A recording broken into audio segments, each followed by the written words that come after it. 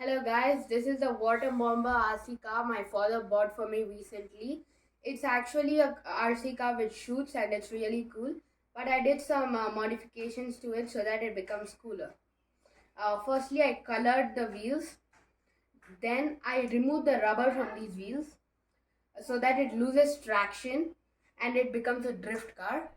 Then I added a mist machine.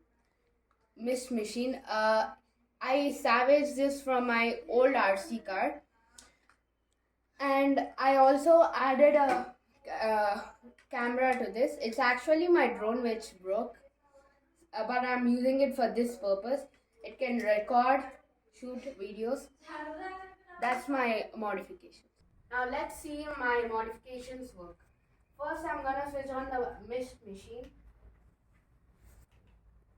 Now it's turned on. Now, I'm gonna drive it around. It actually drifts a lot, but it gets stuck.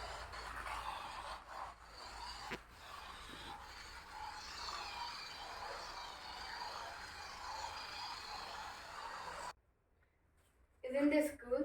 This is my modifications. Thank you for watching. Bye.